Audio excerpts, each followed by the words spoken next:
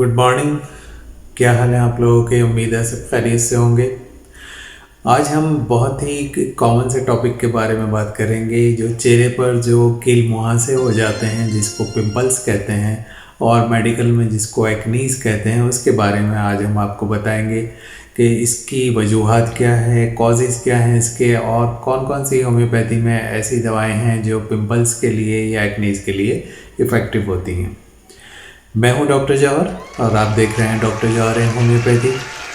तो आइए शुरू करते हैं आज की वीडियो। जी हाँ दोस्तों, एक्नीज या कील मुहासे या पिंपल्स, इसकी बहुत सारी वजूहत हो सकती हैं। एक्नीज जेनेटिक भी हो सकते हैं, या फिर जब प्यूबर्टिक एज के दौरान हार्मोन्स चेंज होते हैं, उसमें जब एक हार्मोन्स होता है जिसको हम कहते हैं एंड्रोजन, तो जब वो सिक्रीट होता है तो उसके सिक्रीट होने से उस दौरान जो सीबम है वो बढ़ जाता है। जो सिबेसियस ग्लैंड जो होती हैं, जो कि आपकी स्किन के अंदर मौजूद होती हैं, उनके अंदर एक मटेरियल होता है जिसको हम कहते हैं सीबम, वो इंक्रीज़ हो जाता है। और जब सीबम इंक्रीज़ हो जाता है तो सिबेसियस ग्लैंड के जो पोर्स होते हैं वो बंद हो जाते हैं, और उनके बंद होने की वजह से वहाँ पर सीबम जमा हो जाता है, जो कि एक्नी या पिंपल की शक्ल ले लेता है, जिसमें फिर एक बैक्टीरियल इन्फेक्शन भी हो जाता है। इस तरह से एक्नीज फॉर्म हो जाते हैं। एक्नीज की बहुत सारी टाइप्स होती हैं, जैसे पस्ट्यूल है, सिस्टिक है, पेप्यूल्स है, नोडुलर है, ब्लैक हेड्स होते हैं और वाइट हेड्स होते हैं। अगर जो एक्नीज हैं आपके या जो पिंपल्स हैं वो रेड कलर के हैं और बहुत ज़्यादा पेनफुल हैं, तो उसकी जो दवा होती है होम्योपैथी में, दैट इज़ यूजेनिया जैम्बोसा 30। इसको आप दिन में 2 से 3 मरतबा इस्तेमाल कर सकते हैं। अगर पिंपल्स नोज़ की साइड पर हैं, या फिर चिन पर हैं, या माउथ पर हैं, यानी कि लिप्स के आसपास हैं, तो फिर उसकी दवा होगी एस्टेरियस रुबेंस 30। या वो एक्नीज या वो पिंपल्स जो कि जवानी की एज में आ रहे होते हैं, यानी कि जब बच्चे से जवानी की तरफ आप जा रहे होते हैं, जिसको प्यूबर्टिक एज कहते हैं, उस दौरान हो रहे होते हैं, तो उसकी दवा भी एस्टेरियस रुबेंस 30 होगी, जिसको आप दिन में 2 से 3 मरतबा इस्तेमाल कर सकते हैं। अगर पिंपल्स या एक्नीज यंग एज में हो रहे हैं और जो कि बहुत पेनफुल हैं और रेड कलर के हैं, तो उसकी जो दवा होगी होम्योपैथी में, दैट इज़ कालीब्रोम 30। इसको भी आप दिन में 2 से 3 मरतबा इस्तेमाल कर सकते हैं। दोस्तों, अगर एक्नीज या पिंपल्स मेकअप करने के बाद होते हैं या कॉस्मेटिक यूज़ करने के बाद होते हैं, तो होम्योपैथी में उसकी दवा होती है बोविस्टा 30। इसको भी दिन में 2 से 3 मरतबा इस्तेमाल किया जा सकता है।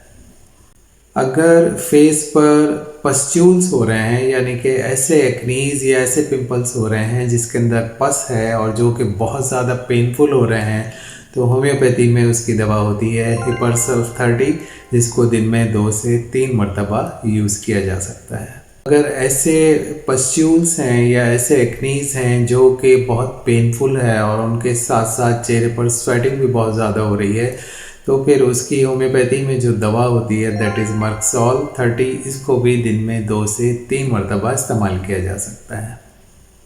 दोस्तों, अगर स्किन बहुत ज़्यादा ऑयली है और ऐसा लगता है कि जैसे स्किन पर किसी ने तेल लगाया हुआ है, और उसके साथ साथ आपके फेस पर पिंपल्स या एक्नीज हो रहे हैं, तो होम्योपैथी में उसकी दवा होगी नेट्रम्यूर 30।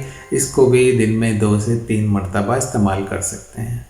ऐसे एक्नीज या पिंपल्स हो रहे हैं जिनका बेस तो रेड है, लेकिन उनका टिप्स जो है उसके ऊपर पस है, यानी कि जो आपके पिंपल्स हैं वो नीचे से रेड है और ऊपर से उनके ऊपर एक पस का नोक बना हुआ है, तो होम्योपैथी में उसकी दवा होती है आर्सेनिक आयोडाइड 30। इसको भी दिन में 2 से 3 मरतबा इस्तेमाल किया जा सकता है। दोस्तों, अगर आपके चेहरे पर ब्लैक हेड या वाइट हेड्स हो रहे हैं, वो भी specially on the nose and forehead, तो होम्योपैथी में इसकी दवा होती है सल्फर 30 या फिर ट्यूबरकुलिनम 30। इसको दिन में 2 से 1 मरतबा इस्तेमाल किया जा सकता है। और अगर एक्नीज सिर्फ फोरहेड पर हो रहे हैं, यानी कि सिर्फ माथे पर हो रहे हैं, तो फिर होम्योपैथी में उसकी दवा होती है सीपिया 30। दिन में 2 से 3 मरतबा। अगर आपके चेहरे पर ऐसे एक्नीज हो रहे हैं जिसको हम कहते हैं सिस्टिक एक्नीज, यानी कि ऐसे पिंपल्स जिनके अंदर पानी भरा हुआ होता है, तो होम्योपैथी में उसकी दवा होती है कैलकेरिया सल्फ 30। इसको भी आप दिन में 2 से 3 मरतबा इस्तेमाल कर सकते हैं। दोस्तों, एक्नीज अगर नोज़ पर हो रहे हैं, यानी कि acnes only on the nose, तो फिर उसकी दवा होती है होम्योपैथी में आर्सेनिक एल्बम या कॉस्टिकम 30।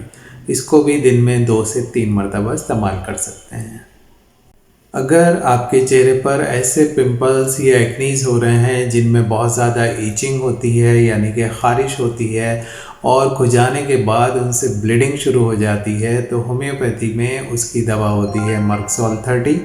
इसको भी दिन में 2 से 3 मरतबा यूज़ कर सकते हैं। अगर ये तमाम दवाएं फ़ेल हो जाती हैं या इनमें से किसी भी दवा से फ़ायदा नहीं होता, या ऐसे एक्नीज, ऐसे पिंपल्स जो कि बहुत पुराने होते हैं और ऑब्स्टिनेट होते हैं, किसी दवा से सही नहीं हो रहे होते हैं, तो होम्योपैथी में उसकी दवा होती है स्ट्रेप्टोकोसिनम 200, जिसको हफ्ते में 1 दफ़ा लिया जाता है, यानी कि वंस अ वीक। और दोस्तों, अब मैं आपको एक ऐसी दवा बता रहा हूँ जो हर किस्म के एक्नीज और पिंपल्स में सबसे ज़्यादा इफ़ेक्टिव है और बेहद यूज़फुल है। आप इसको जब यूज़ करते हैं तो मैजिक रिजल्ट्स आप इससे ले लेते हैं। That is berberis aquifolium mother tincture.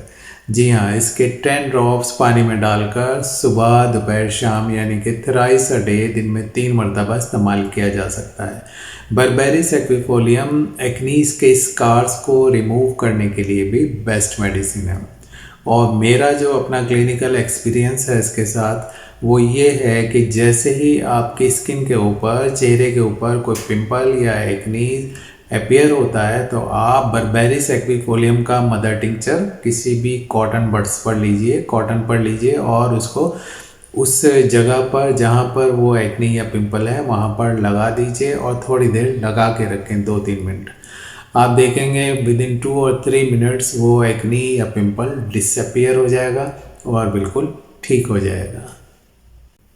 तो ये थी हमारी आज की वीडियो पिंपल्स या एक्नीज के बारे में। आपको पसंद आई है तो लाइक कीजिएगा, वीडियो को शेयर कीजिएगा, और अगर अब तक आपने चैनल को सब्सक्राइब नहीं किया तो सब्सक्राइब कर लीजिएगा, बेल आइकन को प्रेस कर दीजिएगा, जिससे हर आने वाली नई वीडियो का नोटिफिकेशन सबसे पहले आप तक पहुंच जाएगा। Stay healthy with homeopathy. Thank you. अल्लाह हाफिज़।